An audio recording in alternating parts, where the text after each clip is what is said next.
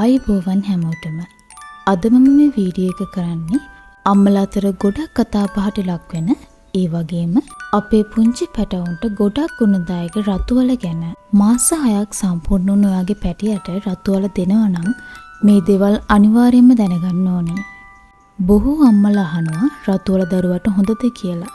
ඔව්, ඇත්තටම රතුවල කියන්නේ දරුවාගේ ඇඟේ තියෙන ලේ වර්ධනයට, ඒ කියන්නේ යකඩ සපයන්න පුළුවන් අපූර්ව එළවලුවක්.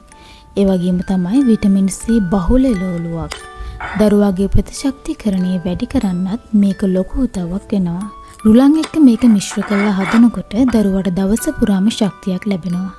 ඉතින් අපි අද බලමු මේ පෝෂණීය කෑම එක කොහොමද හදාගන්නේ කියලා. මුලින්ම මම මේ විදියට රතුවල ගෙඩිය හොඳින් සුද්ධ කරගන්නවා. දරුවට කෑම හදද්දී රතුවල ගන්නකොට හොඳට තද සිනිඳු සහ මධ්‍යම ප්‍රමාණයේ අල තෝරගන්න අමතක කරන්න එපා. නැවුම් එළවලු තමයි දරුවට හොඳම පෝෂණයක් ලබා දෙන්නේ. සාමාන්‍යයෙන් හොඳ රතුවල අතට ගත්තාම තද ගතියක් වෙන්න ඕන. මෘදුවට හරි ඇඟිල්ලෙන් තද කරද්දී හරි පහත් වෙන තැන් තියෙනවා නම් ඒවා පරණේව වෙන්න පුළුවන්. රතුවල බරින් වැඩි නම් ඒ වගේ තෙතමනේ සහ නැවුම් බව හොඳින් තිබෙනවා. රතුවල තෝරගනිද්දී රතුවල ගෙඩියේ සම සිනිඳු වෙන්න ඕනි. රැලි වැටුන හරි ගැඹුරු වලවල් තියෙන අල තෝරගන්න එපා. එවැනි අල බොහෝ කාලයක් ගබඩා කර තිබුණේවා වෙන්න පුළුවන්.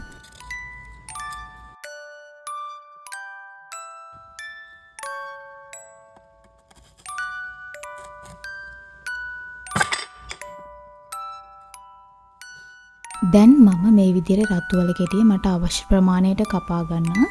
මේක හොඳින් තැම්බෙන්න පුළුවන් වෙන ප්‍රමාණයට තමයි මම කපාගන්නේ. රතුවල වල ඇති පෝෂණය වැඩිපුරම තිබෙන්නේ හිසම ආසන්නයේ.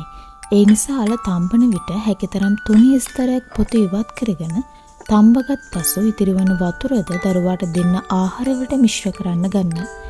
එතකොට විටමින් කිසිවක් අපත යන්නේ නැහැ. ඒ වගේම රතුවල වල යකඩ බහුලව අඩංගුයි. මෙය දරුවාගේ ශරීරයේ හිමොග්ලොබින් මට්ටම නිසි ලෙස පවත්වා ගැනීමට සහ රක්තහීනභාවය වළක්වා ගැනීමට විශාල උදව්වක් වෙනවා. මේවායේ අඩංගු විටමින් C සහ ප්‍රතිඔක්සිකාරකයන් මගින් දරුවාගේ සිරුරේ ප්‍රතිශක්තිකරණ පද්ධතිය වර්ධනය කර විවිධ ආසාදන වලින් දරුවා ආරක්ෂා කිරීමට උදව් වෙනවා.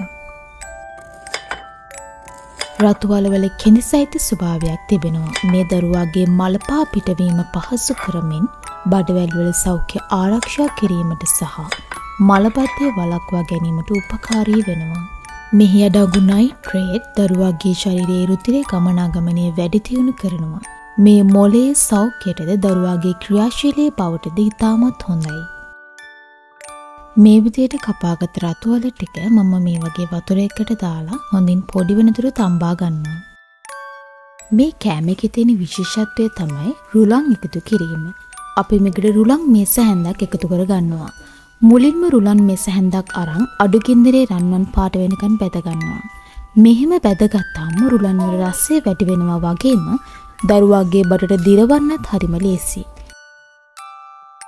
මේ විදියට අඩු ගින්දරේ රන්වන් පාට වෙනකන් මම මේ රුලන් ටික බැද ගන්නවා.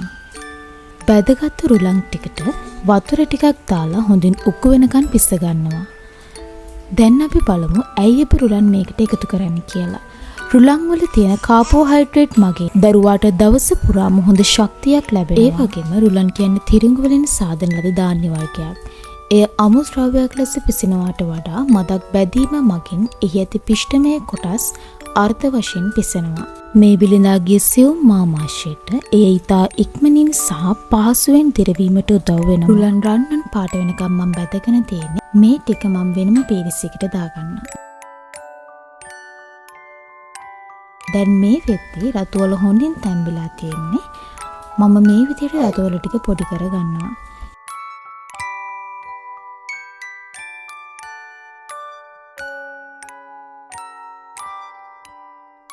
ඊට පස්සේ මම වතුර ටිකක් ලිපේ තියාගත්ත රුලන් ටික තම්බ ගන්න.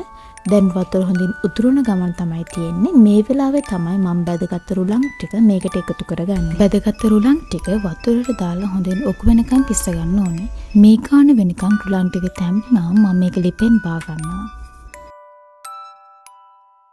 ඇයි අපි රුලන් දාන්නේ? මොකද රුලන් වල තියෙන කාබෝහයිඩ්‍රේට් මගින් දරුවාට දවස පුරාම හොඳ ශක්තියක් ලැබෙනවා. රුලන් කියන්නේ තිරිඟුලින් සාදන ලද ධාන්‍ය වර්ගයක්. එය අමුද්‍රව්‍යයක් ලෙස පිසිනවට වඩා මදක් බැදීම මගින් එහි ඇති පිෂ්ඨමය කොටස් අර්ථ වශයෙන් පිසෙනවා. මේ බිලිඳාගේ සියුම් මාමයශයට ඊතා ඉක්මනින් සහ පාසුවෙන් දෙරවීමට උදව් වෙනවා. දැන් මම හදාගත්ත රුලන් එකට රතුවල ටික මිශ්‍ර කරන්න. මේ විදිහට හොඳින් මෑෂ් එකෙන් මෑෂ් කරමින් රතුවල ටික රුලන් එකට එකතු කරගන්නවා. මේ විදිහට තමයි රතුවල රුලන් පියුරි එක මම හදාගත්තේ. මේකේ තියෙන ගුණ නිසා පුංචි පෙටියාගේ සමේ තෙතමනේ රැකිලා බොහොම නිරෝගී දීප්තිමත් සමක් ලැබෙන්නත් මේක උදව් වෙනවා.